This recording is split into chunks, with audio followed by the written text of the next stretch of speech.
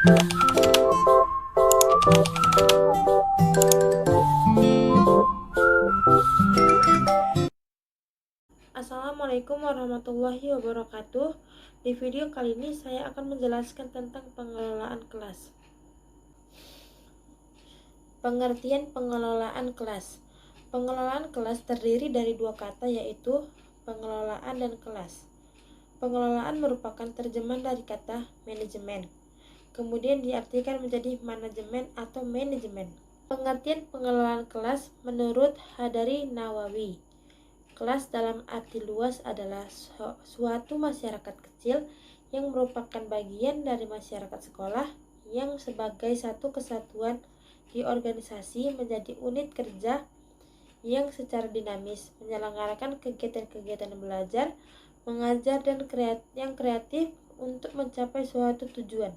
Tujuan pengelolaan kelas. Tujuan pengelolaan kelas adalah penyediaan fasilitas bagi bermacam-macam kegiatan belajar siswa dalam lingkungan sosial, emosional, dan intelektual dalam kelas.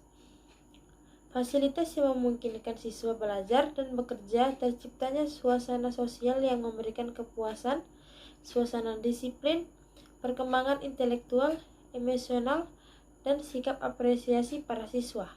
Ruang lingkup pengelolaan kelas. Ruang lingkup pengelolaan kelas terdapat dua bagian.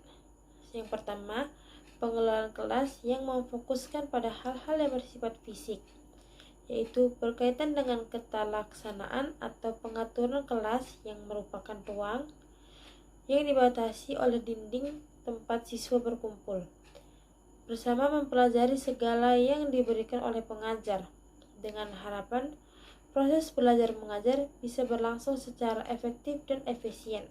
Yang kedua, pengelolaan kelas yang memfokuskan pada hal-hal yang bersifat non-fisik, yaitu berkaitan dengan pemberian stimulus dalam rangka membangkitkan dan mempertahankan kondisi motivasi siswa untuk secara sadar berperan aktif dan terlibat dalam proses pendidikan dan pembelajaran di sekolah.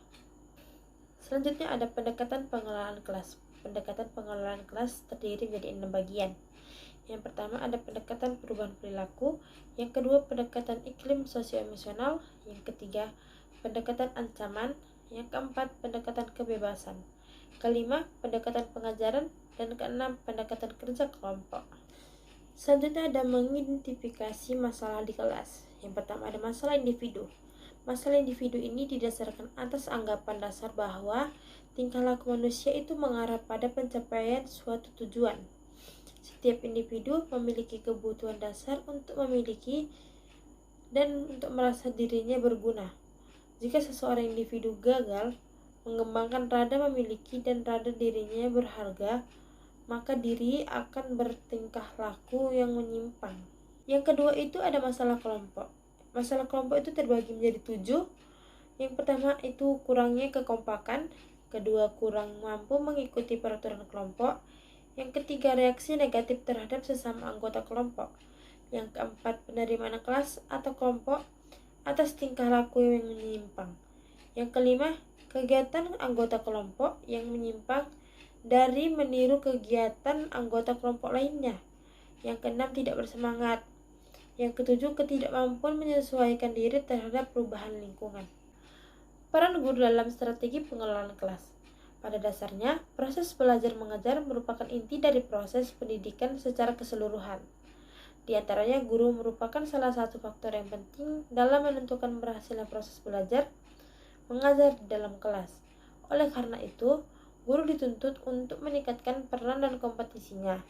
Guru yang kompeten akan lebih mampu menciptakan lingkungan belajar yang efektif dan akan lebih mampu mengelola kelas hingga hasil belajar siswa berada pada tingkat yang optimal.